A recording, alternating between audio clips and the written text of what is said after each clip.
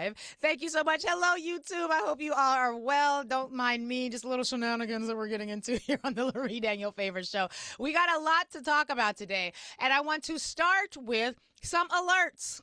The WEIs are out, and they're governing in ways that, frankly, make me very, very nervous. And we got some things to figure out because all of us live in spaces where they are governing. And it's unfortunate for us that we have to navigate these issues. But here we are because not enough people voted to prevent this horrificness from happening back in November of 2024. So the WEI, for those of you who are not familiar, or maybe you have not heard me talk about this at any length, this is a concept that I coined, a phrase that I coined, WEI, which is an acronym that stands for white, entitled, and incompetent. And I coined this term back at the end of the 2024 election cycle because it was crystal clear to me that we had a problem. You had people who were a part of the white nationalist view of things, and they were basically firing and getting rid of every black person that they could, every person of color that they could, every woman that they could, and saying that these were DEI candidates. These were diversity, equity, and inclusion hires. And so because for the white nationalists, that means that you are fundamentally unqualified for your position, they had to be removed and replaced. Now, they were saying that black people and the other people that they kicked out were unqualified for their positions because they're racist. These are people who, quite frankly, had to be twice as good just to get half as far. We all understand diversity math. We have to do twice as good as you, those of you who are not diverse, in order to get half as far so that by the time we get to the destination, which might be a job, an opportunity, a loan, whatever it is, we are 4 times better than you because not only do we have to master the subject matter of whatever it is we're grappling with in terms of this pursuit that we're on, but we also have to get around your racism. And I would just like to remind all of you that as President Lyndon B. Johnson reminded us all, if you can convince the lowest white man that he's better than the best colored man, you won't have to worry about picking his pockets. Hell, tell him that he's able to look down upon somebody and he'll bend over and let you pick his pockets for him. That's not a direct quote, but I'll get to the direct quote. Y'all know what I mean. Anyway, the reason we had to have a diversity, equity, and inclusion and affirmative action programs was largely because white people had a proactive commitment to not allowing black people to have access to anything in terms of opportunity. And that basically means that we had a white president, Lyndon B. Johnson, who signed affirmative action into law with an executive order that basically said, listen, you can be as racist as you want to be, but you're not going to be able to discriminate against people because they're black anymore because the government is no longer allowing that. And let me actually give you the direct quote. I want to make sure that I said it properly because it is an important quote and it's going to deal a lot with what it is that we're going to talk about in just a minute. If you can convince, where did my quote go? Y'all know I love me this quote. I should know it by heart by now. Lois, let me do a control F function so we can find it. Damn it, Google is failing me. I think Google's on to me. Basically, Lyndon B. Johnson was basically saying poor white people are so infected with racism that as long as you tell them that they're better than black people or anybody else, they will be happy to not have shit. They don't have to have teeth. They don't have to have health care. They don't have to have dental care, mental health care. They don't have to have housing. They don't have to have jobs. They don't have to have nothing. Just tell them they're better than the blacks and they'll be okay. And the challenge that we now face is that the WEIs, the white, entitled, and incompetents, people who found it perfectly acceptable to get rid of overly qualified black people and people of color and women, to overly qualified to get them out of the position. They had no issues with that. They have since been replaced with white, entitled incompetents like Sean Duffy, who don't know a damn thing about aviation, but who's now in charge of our aviation system. Like Pete, his own mama said he's trash Hegseth, who don't know nothing about running a military effectively, who is now in charge of running the military. They both replace people who are actually overly qualified for the position. But it's not just at the federal level. The WEIs are out, and they're everywhere, and they're also determining education policy. Tennessee, I need you all to come to the front because the state of Tennessee's got some things that they have to answer to. Tennessee, like many states, majorly Republican states, but all states are struggling with a teacher shortage. The struggle just happens to be much greater in states where you have policies that say that you cannot trust a teacher to actually be a professional. In states where you have policies that say the Moms for Liberty are going to determine what access to curriculum and materials you're allowed to use in the classroom. Those sorts of states are seeing extraordinary teacher shortages. So I'm looking at Florida, I'm looking at Texas, and now we're also talking about Tennessee. The House Speaker for the state of Tennessee is introducing legislation that would address, in his perspective, the teacher shortage. And when it comes to addressing the teacher shortage, Speaker of the House Cameron Sexton, who's a Republican out of Cookeville, y'all tell me how to pronounce it. I don't know. I'm not from Tennessee. He basically says it's time to think outside of the box. And he wants to find new ways of addressing the teacher shortage. And his desire includes the following: drop the bachelor's degree requirement for educators. The man has said basically you don't have to have a bachelor's degree if you want to be an educator in the state of Tennessee. That is the legislation he wants to introduce in order to address the teacher shortage. Not paying teachers more, not providing them more for health care and benefits, not ensuring that you're going to invest in education and not hamstring the hands of the people who are there. He wants to remove the educational requirements for educators to be in the classroom. During his State of the State address, Sexton suggested creating a 2-year associate degree program for teachers in order to turn out more educators in Tennessee. He said the following: can we make it a junior college degree, knowing that the teachers will all go back to get their bachelor's degree, their master's degree, and if you want to be in administration, then yes, you have to have your master's degree. He basically is now saying it's kind of like with the nurses. You've got licensed practical nurses, you've got registered nurses, you've got nurse practitioners. They all require different levels of schooling. He said exactly the following, quote, they're all nursing, but they all have different levels of things that they can and cannot do. Could we not set up our teachers in the same way? And the answer is no. No, we cannot, Sexton, handle our teachers the same way. J.C. Bowman, who is the president and CEO of the Professional Educators of Tennessee, says basically this would be a complete step backwards. And it would. He said the following: I've been doing this for 40 years. I have never heard anybody say that we need to take a step back and do away with bachelor's degrees and go to an associate degree. This is the first time I've ever heard anybody ever suggest that. And in Tennessee, you can now graduate high school with an associate's degree. So the representative goes on to say, is he now saying that a kid that just graduates high school with an associate's degree would be capable of going into our public schools and teaching? I think that's something people would take a hard look at and say no. Hi, I am people. I'm taking a hard look at it, and I say no. They have said that they are now short about 2,000 teachers, and he says what teachers really need is investment in the system. They need higher pay. You know, like how the billionaires were willing to shut down the entire government so that they could get a couple $100,000 extra, which for them is pocket change, in those permanent tax cuts. He's like, why don't we think about how we can make the financial situation for the educators better? He says people are leaving not because of the qualifications to get into the field. They're leaving because of the workload and the behavior of the students. The students are catching some shade here. I've worked in school, so I know that there are some students who definitely would inspire one to quit the profession. But if you don't love your kids and if you are afraid of your kids, it's going to be that much more difficult for you. He says the workload is too demanding. Teachers are saying, I can do better things, which is true. Why would you go into an education field in a state where you know that just having truthful conversation with your students could land you in jail if you're in a state like Florida? Now, when the news outlets reached out to the House Speaker Sexton's office, he said the following: an associate's degree pathway would let more people enter teaching, stay close to home, graduate debt-free, and focus on early education. Bachelor's degrees certify K through 12, but an associate's could cover K through 6, which would help fill elementary classrooms with a highly specialized teacher. Many teachers already pursue advanced degrees while working, and associate's degrees teachers would likely continue toward a bachelor's while gaining classroom experience. I'm sorry, but we have had far too many educators on this show. Shout out to Dr. Jackie Blanton, who has got an entire science of reading manual for educators. Shout out to all the educators that we have had on the show. We've had entire conferences and town halls dedicated to education. I do this work.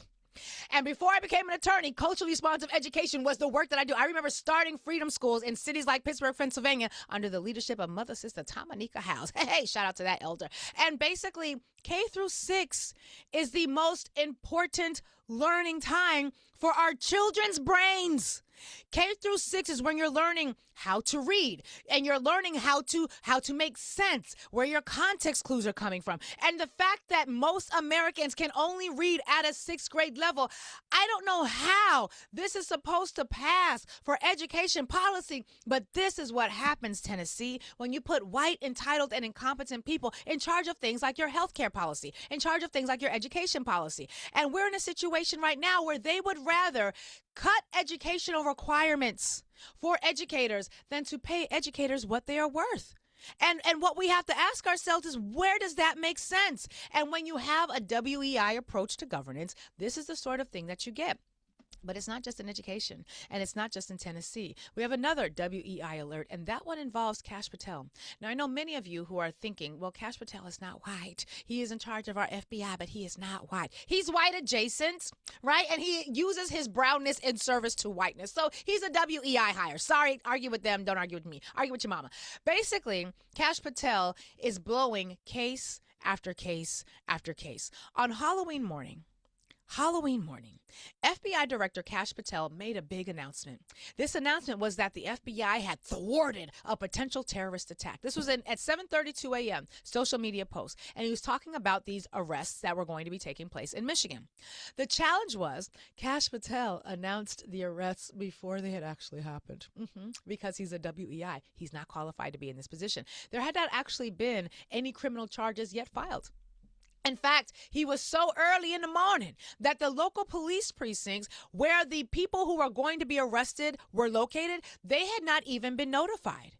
And because he had announced this so publicly and the local police had no idea and caught everybody completely unawares, two of the friends of the alleged terrorists who were in New Jersey and Washington State, they basically paid attention to what Kash Patel was saying, and they increased and elevated their plans and moved them up to leave the country. So Kash Patel, who is in charge of the FBI, the Federal Bureau of Investigations, the entity that is supposed to be able to get you in its snares, in its what is that thing called? In its crosshairs, who's supposed to be able to execute an investigation, lead to an arrest, get you in jail and get you arraigned, and then have the federal prosecutors come in and do what they're supposed to do. None of that could happen the way it was supposed to happen because Kash Patel is really, really bad at his job. And he's so bad at his job that basically it completely clouded the ability for this entire investigation to do what needed to be done. Justice Department leaders are now complaining to the White House about Kash Patel because Kash Patel is like fronting like he the president. Like he's just putting stuff out on the social media spaces and acting like he's going to get the same respect as a Donald Trump. You are no Donald Trump. And quite frankly, Donald Trump is a Donald Trump. So there's that. But we're basically in a situation where 9 months into his job, this man stays coming under fire. He has fired dozens of agents who he did not think were sufficiently sympathetic to Donald Trump's efforts. He's facing massive lawsuits. He is a part of the reason that the investigation into that man that unalived that podcaster who lost his life on that stage with some terrible situations happening to him. He's part of the reason that the investigation into that entire thing was almost thwarted because he's not good at his job. These are the people who are in charge of the government. This is Kash Patel, who's taken private jets or he's using government-funded planes to fly to see his girlfriend because he can't fly like the rest of us. These are the people who are in charge. And while all of this is happening, we have the entire international community that has been extraordinarily frustrated with everything that's been happening right now with these United States. I'm going to talk a little bit about what's been happening in, Amina, do we have this video clip? This is the one where the UK has decided to shut off our, I'm going to put this in the Zoom chat. I think I was supposed to send this to you earlier and I did not. My apologies. But if you could pull this clip for me. We are in a situation right now where international players, allies, people with whom we have had a long-standing relationship have decided that they are no longer willing to work alongside the United States. Now, you might be thinking, what do I care? Well, you should care when companies, or excuse me, not companies, countries, that was a Freudian slip, where countries like the UK have decided that they are no longer willing to share international intelligence with the United States. They're cutting off the United States from its intel sources and from the sharing that used to happen that was part and parcel of the American-UK alliance. The UK has been the closest, since like World War I, the United States and Britain have been like this. Really, the United States and Britain have been like this ever since slavery started and the genociding of indigenous started. But they have been very, very close for centuries. And as a result of the actions that your government has been taking throughout the Caribbean Sea, the UK has now decided that they are no longer going to be sharing intelligence with anybody who is a part of the United States intel apparatus. When you've lost Britain, when you've lost the allies in NATO, that's a real problem. Amina, do we have that clip? All right, I want you all to take a listen to this clip. I'm going to share my screen because what we're going to have to talk about is why the UK is doing this. So let's take a listen to what they had to say on air. A breaking news exclusive now coming into the Situation Room. Watch this. The United Kingdom is suspending, listen to this, suspending some of its intelligence sharing with the U.S. because of the Trump administration's strikes against alleged drug boats in the Caribbean. We are joined now by senior White House reporter Kevin Liptak and CNN national security correspondent Natasha Bertrand. Natasha, to you first with this exclusive reporting. I mean, this is a big deal. The UK is arguably the closest ally to the United States when it comes to intelligence sharing. What else do we know? Yeah, Pam, it's a really significant rupture here. Essentially, what we're learning is that the UK is no longer sharing intelligence with the US about these suspected drug trafficking vessels in the Caribbean because it does not want to be complicit in the US military's strikes on these drug vessels Oh, and believes fundamentally that the US military's use of force against these vessels violates international law, because according it to multiple does. sources that we spoke to. Now, previously, the UK had been happy to help the United States locate and interdict vessels that were transiting the Caribbean that appeared to be trafficking drugs. But the key Which means difference, of the course, UK has is that blood it was on its helping the Coast Guard hands. intercept those vessels, arrest those on board, seize the drugs, and allowing these individuals to have some semblance of due process. But now the US, of course, has started striking these boats unilaterally with military force, killing everyone on board. The total now for number of people killed is around 76. And we're Jesus. told that the UK is deeply uncomfortable with that, and they believe that it is pretty blatantly illegal. Now, it Because is it unclear is. exactly how long this intelligence sharing suspension is going to last, but we're told that it has been going on for well over a month now, essentially since the US began its bombing campaign. And it really underscores the continued questions surrounding the legality of this US military campaign, which, of course, the US government, the Trump administration, has insisted is part of an armed conflict that it is waging against cartel members and criminal organizations. But much of the international community, as well as legal experts inside the US, do not see it that way. Because it ain't that way. Because this is murder. Like you're identifying people who you say are engaged in some sort of drug trafficking reality. We have protocols for that. You interdict the boats. You capture the boats. You can see them on camera. We know you can because you're bombing them out the sky with drones. You capture the boats. You capture the people on board. You capture all the evidence. You take them to trial, and then you prosecute them and jail them if your allegations prove to be correct.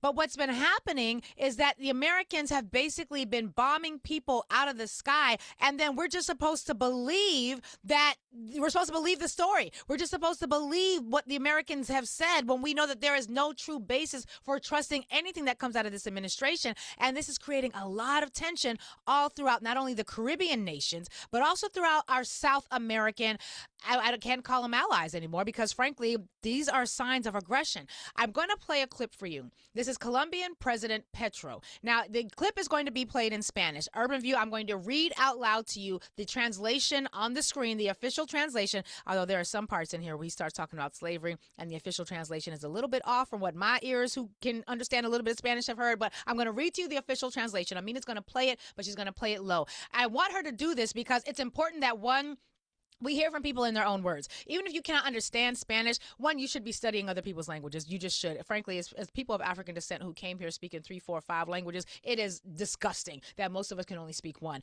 But I want you to hear what this man is saying. Also, see if you can hear the sound of the crowd, which might be a little difficult because, again, I'm going to be reading the translation for you over the screen. But it is important that you understand the way these actions are being interpreted throughout the rest of the world. Because even though this administration has been doing everything they can to kick out black military members and military members who they do not think meet their standards, the reality is drafts happen. And if you do not understand what a draft can do to the black community, I want you all to go back to Clay Kane's show yesterday. He did a phenomenal, his final hour of his show. It was a special from all of the people who have been a part of the veterans who have shown up on his show for the past several years. And one of the things he talked about was that the draft was taking upwards of 90% of black people from some communities. Taking that, and it wasn't no Saving Private Ryan. If you was black and you was male and you could fight, you were going to get drafted. So even though they are kicking black people out of the military faster than they can say Kuji Chagalia, what they're also doing is preparing for war. I'm going to play this clip. Amina, let's get it ready. I want to make sure that, sorry, YouTube, I had the wrong screen on earlier. Let's take a listen. I'm going to read and make sure we play it low enough. I'm going to read out loud for you, Urban View, so that you can hear what this man is saying, because this is serious. Take a listen. A clan of pedophiles wants to destroy democracy in Colombia. It's the first statement. Harsh? Yes, but that's the reality. And to keep the list from coming out, he's talking about the Epstein list, they send warships to kill fishermen from this city and threaten the neighbor, talking about dictator, and so on. His neighbor, he's talking about Venezuela here. As if the people of Colombia would applaud an invasion of their brother, which is not the president, but the people of Venezuela. When would we ever be so treacherous and sold out, betraying our own blood? Or the people of Panama, or the people of Venezuela, they are our own people. So they want the president to do what that coward Duque, who was another previous leader, wanted to do, to lend Colombia's land so that from there they could invade a brother country that shares the same history as us. Because Bolivar, we're going to talk about him in a minute, was born there in Venezuela and came to die here in this city. It cannot be, says the president, a president of Colombia that would do that would be cursed by future generations, because you would never be forgotten as a traitor. I do not belong to those who wanted to kill Bolivar. The government of Venezuela has made many criticisms, but I do not mock the people of Venezuela, nor would I set a trap for the people of Venezuela to fall into that trap or an invasion that is only about their oil, driven by greed and violence, to turn this beautiful corner of South America into another Syria, another Iraq, another Libya, full of slaves, slave trading, and a new form of slavery. Epstein's list, his friends, those who do not want the list to be published in the United States, they want to use us here with violence so that the people of the United States don't think about their own government, but instead get consumed by xenophobia, racism, ideas of racial superiority, and other false beliefs. They use us to avoid addressing their own problems. The president of Colombia has spent decades denouncing drug traffickers. And the drug traffickers he has denounced have always been the ruling elite in Colombia. Sound familiar? They have been ruling the state. And he goes on to talk about the fact that this whole effort is really an effort to basically distract Americans from the goddamn Epstein files. Y'all, this is important. Because what he's basically is saying is that the American government is bombing people in our seas so that they can distract from what's happening back at home. They're trying to invade Venezuela because, yes, they want the oil, but they're trying to prevent this list from being released. That really matters because today, Representative Adelita Grijalva, I hope I pronounced her name correctly. I really practiced. One of you lovely people put the phonetic pronunciation of her name in one of your YouTube comments. Shout out to you. Representative Adelita Grijalva, out of Arizona, is now going to be sworn in. I believe it's supposed to happen today at 4 o'clock. She's going to be sworn in, and as a result of being sworn in, she is now going to be the 218th signature on the discharge petition to release the Epstein files. Now, of course, that's not going to be the end of it. The Senate's probably not going to take it up, but there's been some concerns about this because MAGA Mike Johnson did not think that the government was going to come back the same way it did, and we're going to talk a little bit more about that in the second half of the show. YouTube, y'all are not going to be able to hear that part of the conversation. We'll already be off air with you all, but you will be able to catch all of it in extended detail in today's podcast episode of Lurie Breaks It Down. But we're in a situation right now where the international community has recognized that everything being done, the tariffs, the bombings in the middle of the sea, the I want to invade Nigeria, I want to invade Colombia, I want to invade Venezuela, I want to invade here, there, and everywhere. All of this is happening because they're scared of the Epstein files coming out. And the entire international community is now shifting the way in which intelligence is gathered and shared, the way in which allies are forming and reforming relationships. And we're in a situation right now where it's looking really isolationist for the Americans. Now, you got Donald Trump lying about everything. Lying about grocery prices, lying about all sorts of things happening with the tariffs. You got the Supreme Court that has basically said, no, tariffs are paid by the American people. So the entire world in reality seems to be crashing down on everything that they have tried to do up until this point. But this is when it gets even more dangerous because the more wounded an animal is, the more trapped an animal feels, the more likely they are to lash out. So what does this mean for all of us? We have got to double, triple, and quadruple down on building community. We have got to think about ways ways that we can show up for each other, because quite frankly, these people are crazy. They're crazy, and they don't mind going to war for any and everything under the sun, especially if it means that they might not be arrested. Now, Steve Bannon and others have been saying if they lose these 2026 midterms, a lot of people is going to jail. And Steve Bannon's like, me included. Because what's going to end up happening is if they lose these 2026 elections, and I'm saying if because Americans' memory is terrible, and Americans' ability to pay attention to things that we need to pay attention to, not so great. So I'm not going to hold my breath. I'm going to do the work of making sure that we remember what we need to remember and we show up the way we need to show up.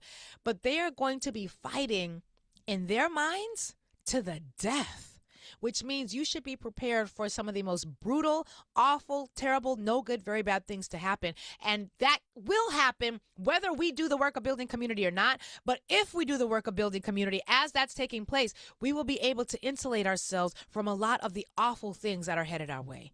This country is in for a time. I don't know how long this country has left as a unit, as a country, as it is currently constituted. But one thing I do know is that if we work together, if we take on the group project of mutual aid together, if we take this moment where we have felt abandoned by our institutions and remind ourselves that, I believe, as Adjoa Osmoa said, we can build an Africa school under a tree. Like, we don't need a Wi-Fi building. We don't need to be inside. We could be outside building Africa schools, building Saturday schools, building educational institutions. We can control our rate of spending. We can decide that we are not going to spend a damn thing. I don't care if they bring the government back. I'm not buying no travel tickets. I'm not going to be flying to go see family this year. We're going to zoom it in. We're going to zoom it in. We're going to drive. We're going to take an Amtrak. But I am not willing to use my money to support this institution, this country's institutions anymore. And if we can take this moment and really commit to doing the work of blackout Black Friday. Ain't gonna be no Black Friday. Y'all gonna stay in the red, of punishing these corporations that were willing to sell us out so that they could walk away with tax breaks. If we can do that and build community and support mutual aid and do the work of ensuring that we are gonna get our own needs met, we can win. We can win. That's one of the most important things I need us to know. We can win, and that's, I think, one of the things that scares them the most. And it's certainly been enough fear motivating their actions that now the entire international community is talking about it. YouTube, I appreciate y'all. We're going to get ready to go to commercial break. Urban View on the other side will take your calls at 866-801-8255, 866-801-TALK. Y'all stay connected. Join organizations. Engage in workshops and coalescing and think about how you can share, how you can build, how you can grow. Because, frankly, the best thing that might come out of this is a communal resurgence, the likes of which this country has never, ever known.